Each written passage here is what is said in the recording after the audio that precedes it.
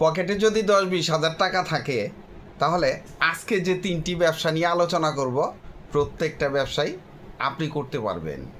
যেহেতু অল্প পুঁজির ব্যবসা, আপনাকে প্রথমেই লক্ষ্য নির্ধারণ করতে হবে, আপনাকে উপরে উঠতে হবে। ওই ছোট ব্যবসাটাকে কিভাবে বড় করা যায় ওই চিন্তা আপনাকে করতে হবে। সবচেয়ে বড় কথা, আপনি এখন কোথায় আছেন ওই চিন্তা না করে আপনি কোথায় যাবেন এই লক্ষ্যটা ঠিক করেন। আপনার লক্ষ্য যদি ঠিক থাকে কেউ আপনাকে আটকাতে পারবে না। হোক সেটা ছোট পুঁজির ব্যবসা। ছোট পুঁজির ব্যবসায় লাভ বেশি, যেহেতু এই ব্যবসাটা সবাই নেগলেক্ট করে, কারণ অল্প পুঁজির ব্যবসা কেউ করতে চায় না।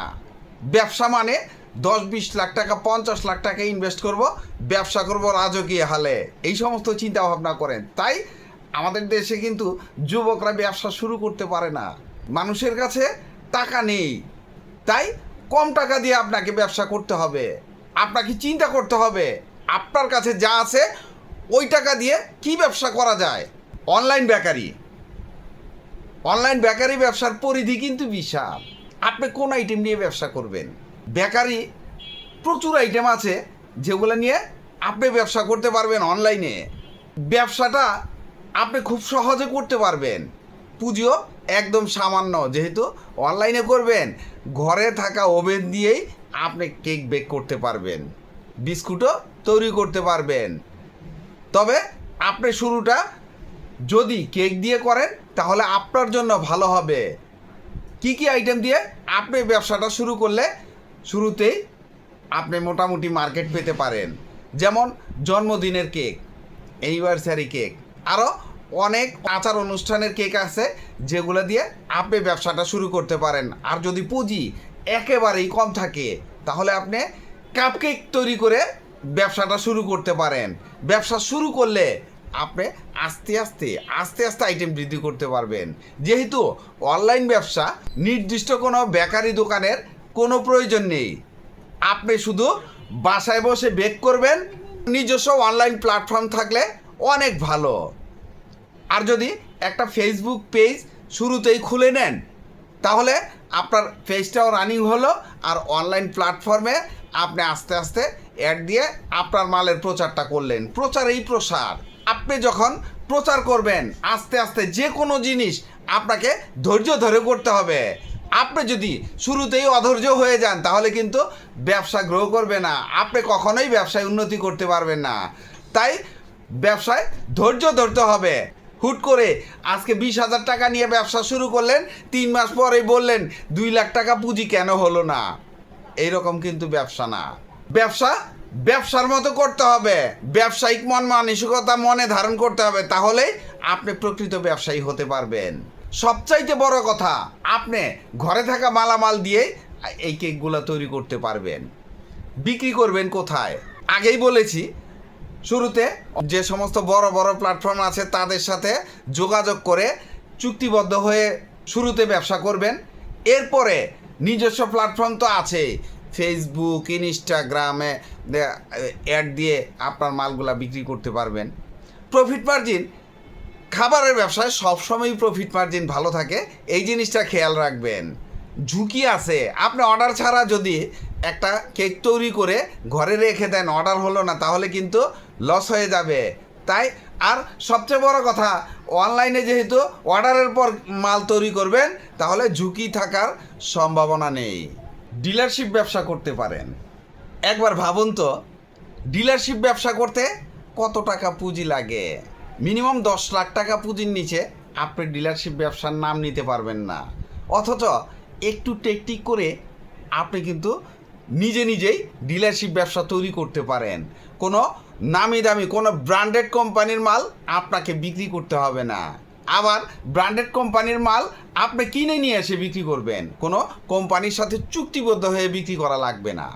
বড় বড় কোম্পানির ডিলারশিপ নিতে 5 লাখ 10 লাখ টাকা গ্যারান্টি মানি লাগে। এরপরে মাল নগদ টাকায় কিনে নিয়ে এসে 3-4-5% লাভে আপনি বিক্রি করবেন। অথচ আপনি মাত্র 50,000 টাকা পুঁজি নেবেন আর আপনার মাল আপনি কিনে নিয়ে আসবেন। আপনার ক্যাশ মেমোতে আপনার নিজস্ব নামের উপরে মাল বিক্রি হবে, শুধু টেকনিকটা চেঞ্জ। ব্র্যান্ডেড কোম্পানির কাছ থেকে সরাসরি মাল না কিনে আপনাকে পাইকারি মার্কেট থেকে মাল কিনে নিয়ে আসতে হবে। কিছু কিছু মাল আছে দেখবেন কোম্পানি থেকে কম দামেও মাল আপনি পাইকারি মার্কেট থেকে কিনতে পারবেন। এইখানেই মজা। মালগুলা পাবেন কোথায়? ঢাকার চকবাজার মুদিমালের সবচাইতে বড় আড়ত ওই ঢাকার চকবাজার, যেখান থেকে আপনাকে মাল কিনে নিয়ে আসতে হবে। তাছাড়া আপনি যদি শুরুটা একেবারে কম পুঁজিতে করেন, 50,000-এর নিচে করতে চান, তাহলে জেলা শহরের পাইকারি দোকান থেকে মালগুলা কিনে ব্যবসাটা শুরু করবেন। যখন রানিং হবে তখন আপনি চকবাজার থেকে মাল কালেক্ট করতে পারেন। আপনি কি কি মাল বিক্রি করতে পারেন? যেমন যা অল্প কয়টা এক্সাম্পল দিলাম, কারণ এটার পরিধি কিন্তু বিশাল। অনেক আইটেম নিয়ে আপনি এই ব্যবসাটা করতে পারেন। যেমন বিভিন্ন আইটেমের চকলেট আছে, বিভিন্ন আইটেমের চিপস আছে, বিস্কুট আছে, কসমেটিক্স আইটেম, প্রসাধন সামগ্রী অনেক আছে, দেশি বিদেশি সব নিয়ে আপনি ব্যবসা করতে পারবেন। কলম, খাতা, মোমবাতি, স্টেশনারি আইটেম যেগুলো আছে, কনফেকশনারি আইটেম কিছু আছে, এগুলো নিয়ে আপনি ব্যবসা করতে পারবেন। বিক্রি করবেন পাড়া মহল্লার মুদি দোকান, চায়ের দোকান, বিভিন্ন গ্রোসারি শপ আছে, ওই সব জায়গা আপনি এই মালগুলা বিক্রি করতে পারবেন। লাভ, যেহেতু আপনার নিজের ব্যবসার পলিসি নিজে তৈরি করবেন, তাই প্রফিট মার্জিনটা আপনি নিজেই নির্ধারণ করে নেবেন যে ওই ব্যবসায় কীরকম প্রফিট মার্জিন। কেনার উপর ডিপেন্ড করবে আপনি কত টাকা কমে কিনতে পারছেন, ওর উপর ডিপেন্ড করবে আপনার প্রফিট মার্জিন। কারণ কত টাকা কমে কিনলেন আর কত টাকা লাভে আপনি বিক্রি করলেন, বিক্রিটা অবশ্যই আপনার ইচ্ছা মতো করবেন। তাই প্রফিট মার্জিন যখন করবেন তখন আপনি বের করে নেবেন। ফলের সালাদ বিক্রি আরও একটি আনকমন ব্যবসা। আপনি খুব কম পুঁজি ইনভেস্ট করেই এই ব্যবসাটা করতে পারবেন। মার্কেটে চাহিদা অনেক বেশি। বাহিরের দেশগুলায় ফলের সালাদ কিন্তু প্রচুর চলে, আমাদের দেশে খুব বেশি লোকে করে না। এই জন্যই আপনি করবেন, যেহেতু ব্যবসাটা আনকমন। আনকমন ব্যবসায় সবসময় লাভ বেশি থাকে। আপনি কি কি ফল দিয়ে সালাদ তৈরি করতে পারেন, ফলের আইটেমটা আপনার উপর ডিপেন্ড করবে আপনি কি কি ফল দিয়ে তৈরি করতে পারেন। তবে এক্সাম্পল স্বরূপ যেমন আপেল, কলা, পেয়ারা, পেঁপে, তরমুজ, আনারস, ডালিম, আরও অনেক ফল আছে যেগুলো দিয়ে আপনি সালাদ তৈরি করে বিক্রি করতে পারেন। আরও কিছু স্পেশাল আইটেম করতে পারেন, যেমন দই ফলের সালাদ, কাস্টার্ড ফলের সালাদ, জুস মিক্সড সালাদ, খেজুর মিক্স সালাদ, বিভিন্ন ধরনের সালাদ আছে। আপনি যখন ব্যবসা শুরু করবেন তখন একটু খুঁজে বের করে নেবেন কোন আইটেমটা বেশি চলবে, কোন আইটেমটা আনকমন। তাহলেই আপনার ব্যবসায় সফলতা আসবে। শুরুতে আপনি 10,000 টাকা পুঁজি নিয়ে ব্যবসা শুরু করেন। যদি ফুডকার্টে করেন তাহলে 50,000 টাকা পুঁজি লাগবে, ধরে নেন 40 থেকে 50,000 টাকা, কারণ ফুডকার্টের দাম আছে। আর যদি ফুডকার্ট ছাড়া করেন, দোকান ঘর ভাড়া নিয়ে করেন, তাহলে দোকানের অগ্রিম আছে, পুঁজি আরও বেশি লাগবে। মূল ব্যবসার পুঁজি 10,000 টাকা নিলেই ব্যবসা শুরু করা সম্ভব।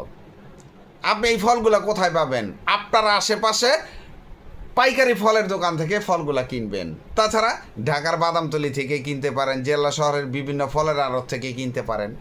সেটা আপনি কোথায় আছেন, আপনার লোকেশন অনুযায়ী আপনি এই ফলগুলা কিনবেন।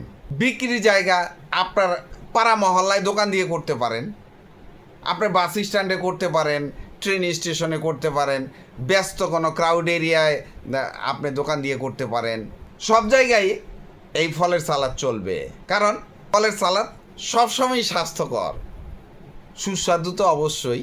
তাই এটা খুব রানিং, আপনি নিশ্চিন্তে এই ব্যবসাটা শুরু করতে পারেন। প্রফিট মার্জিন কীরকম থাকবে?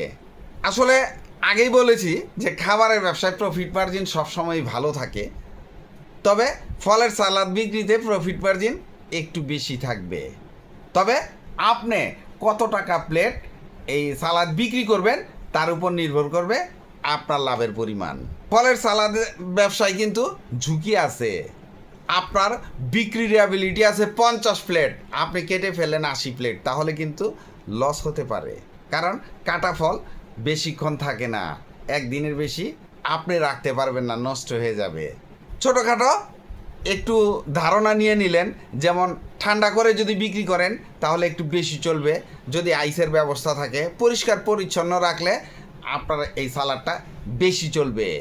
ভিডিওটি ভালো লাগলে লাইক কমেন্ট শেয়ার দিয়ে পাশে থাকবেন, চ্যানেলটি সাবস্ক্রাইব করবেন এবং পাশে থাকা বেল আইকনটি প্রেস করে দিয়েন যেন পরবর্তী নতুন কোনো বিজনেস আইডিয়া আপলোড দেওয়ার সাথে সাথে আপনার মোবাইলে সর্বপ্রথম নোটিফিকেশন চলে যায়। আজকে এই পর্যন্তই, আসসালামু আলাইকুম।